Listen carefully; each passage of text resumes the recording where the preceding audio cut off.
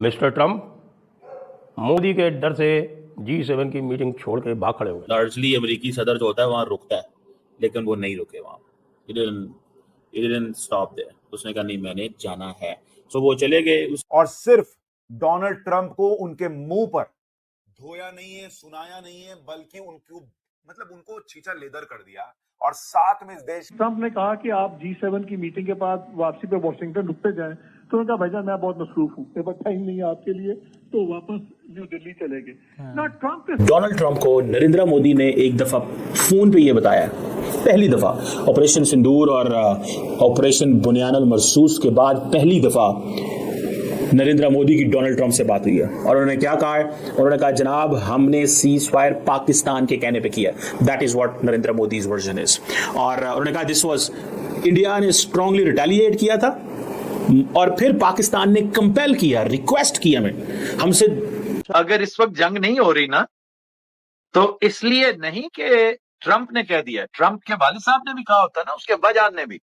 तो जिस शख्स का नाम मोदी है और जो उसके गिरदो नवा में पाए जाते हैं। नरेंद्र मोदी, देखिए India is a big power, one must admit it, in a sense के उसका हुजम इतना बड़ा है। It's so diplomatically important, it's so big in a sense कि वो कहते हैं कि नहीं, इसको मिलना जरूरी है। प्रधानमंत्री मोदी ने राष्ट्रपति ट्रंप को स्पष्ट रूप से कहा कि 22 अप्रैल के बाद भारत ने आतंकवाद के खिलाफ कार्रवाई करने का अपना दृढ़ संकल्प पूरी दुनिया को बता दिया था। उनको कोई रोक नहीं सकता।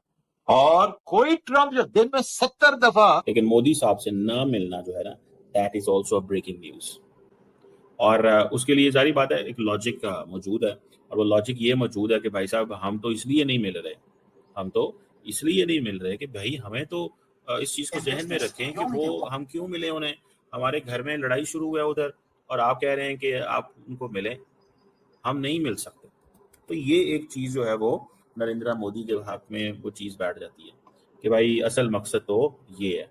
उसने कहा कि भाई मैं मोदी को फेस नहीं कर पाऊंगा, मैं जाता हूं क्योंकि मुझको बहुत बड़े बड़े इंपॉर्टेंट डिसीजन लेने हैं। वो मिडिल ईस्ट का वॉर जो मेरे रोके नहीं रुक रहा है, उसके लिए कुछ करना पड़ेगा, क्योंकि मैं भी अब उस वॉर में फंसने वाला हूँ।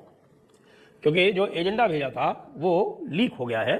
और मैं आपको बताता हूँ कि मोदी जी ने क्या एजेंडा प्रिस्क्राइब किया था डोनाल्ड ट्रंप को, जिसकी वजह से डोनाल्ड ट्रंप को वहाँ छोड़ के भागना पड़ा। क्योंकि डोनाल्ड ट्रंप को सबसे पहले जो सवाल पूछ रहे थे मोदी जी, वो ये कह रहे थे कि भाई ऐसा है कि ये देखिए कि आप दुनिया भर में क्लेम कर रहे हैं, आपने मुझसे बात भी नहीं की, आपकी मेरी कोई बात हुई नहीं जब भारत और पाकिस्तान का युद्ध चल रहा था। उसके बाद भी आप पूरी दुनिया में क्लेम करते घूम रहे हैं कि आपने भारत को ट्रेड की धमकी देकर, टैरिफ की धमकी देकर भारत और पाकिस्तान का युद्ध रुकवा दिया। तो भाई अब आप युद्ध क्यों नहीं रुकवा पा रहे हैं? बीबी नेतन्याहू ने तो आपके लाख मना करते हुए भी, क्योंकि आप उससे कह रहे थे रुक जाओ हमारा संडे का ट्रिप को जाने दो, बीबी नेतन्याहू ने कहा तुम्हारी आहिस्ता-सी, तुम जो है अपना टैरिफ और ट्रेड लेके बैठे रहो, ये सिक्योरिटी इश्यूज हैं, इनमें टैरिफ न चलता है और न ट्रेड चलता है।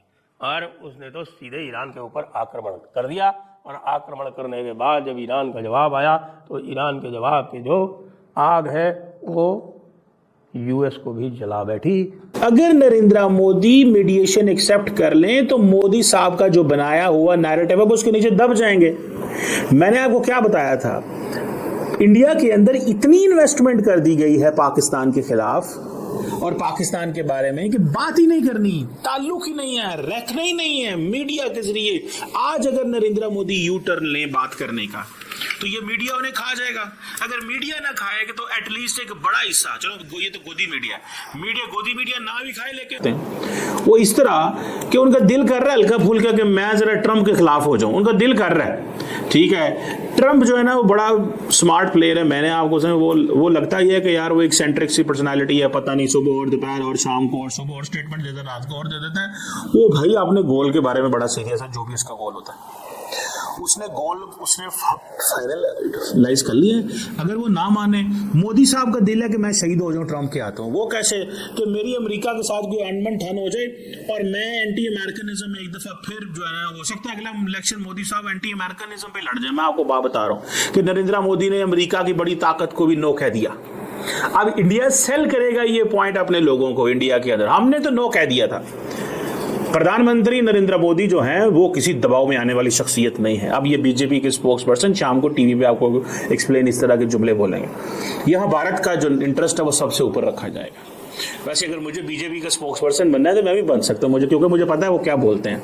मतलब क्या बोलना क्या है, मतलब अगर मैं इंडिया टुडे पे या CNN न्यूज़ पे बीजेपी की तरफ से बैठ जाऊं तो मैं एग्जैक्टली अगले आधा घंटा मैं डिफेंड कर सकता हूँ कि मोदी साहब क्या चाहते हैं। मैं बढ़िया आपको सच्ची बात बता रहा हूँ, हो सकता है मुझे बीजेपी में शामिल करने की रिक्वेस्ट आ जाए। बीजेपी के लीडर मुझे कहे यार बंदा ठीक है, इनको रिक्वेस्ट जो है ना इनको कर लें, तो लेट्स सी। हमारे चैनल तो उन्होंने बंद किए हुए हैं, हमें कोई फर्क नहीं इससे पड़ता, लेकिन द पॉइंट इज कि उन्होंने कहना यार जारी बात है, आवाज़ है इंडिया में जाएगी, लोग सुनेंगे। अब लोग प्रॉक्सियां लगा के सुन रहे होते हैं, जो सुन रहे होते हैं, जिन्होंने सुनना होता है, तो वो एक होता है। अच्छी बात है, देखें आप वायरल होते हैं किसी जगह में तो इट मीन्स आप कुछ ऐसा बोल रहे हैं तो आप वायरल हो रहे हैं ना। अगर किसी ने आपको बंद किया तो इट मीन्स कि आप कुछ ऐसा कर रहे हैं तो अगले ने कहा ना कि इसकी आवाज़ हमारे नज़दीक नहीं आनी चाहिए, वरना ये हमारा जो है ना वो इंटरेस्ट के खिलाफ बात करेगा। ठीक है, तो मतलब दैट इज देयर, वो चलता रहेगा, कोई नहीं। मोदी साहब हमारे दोस्त हैं, कोई टेंशन नहीं है। मोदी साहब ने भी पावर में रहना, हमने भी उनके बारे में बातें करते रहना। मोदी साहब को पता लग गया, मैंने आपको कहा मोदी साहब को शहीद होने का पूरा खतरा है मुझे, और इस दफा वो पाकिस्तान की तरफ से शहीद नहीं होंगे, वो अमेरिका की तरफ से शहीद हो जाएंगे। सियासी शहीद इसको हम बोलते हैं political martyrdom of Narendra Modi, India's third prime minister. ये अब इंडिया टुडे और बाकी हेडलाइन लगा लेंगे सारी उसको। So the point here is this is there. So मुझे ऐसा लगता है कि मोदी, तो मेरा ख्याल है कि डेफिनेटली पाकिस्तान के लिए एक ओपनिंग होगी दो लेवल्स के ऊपर। एक तो आपने लेटेस्ट वो रीड आउट सुना है जो इंडियन फॉरेन मिनिस्ट्री ने रीड आउट दिया नरेंद्र मोदी की और डोनाल्ड ट्रंप की गुफ्तगू का। उसमें एक बार फिर कॉल्ड हिम अ लायर। सीधा उन्होंने कहा प्रेसिडेंट ट्रंप झूठ बोलते हैं। उसने कहा ट्रंप को उन्होंने कहा कि कोई बातचीत नहीं हुई, कोई डिफेंस में बात नहीं हुई, ट्रेड की बात नहीं हुई, हमने खुद ही किया।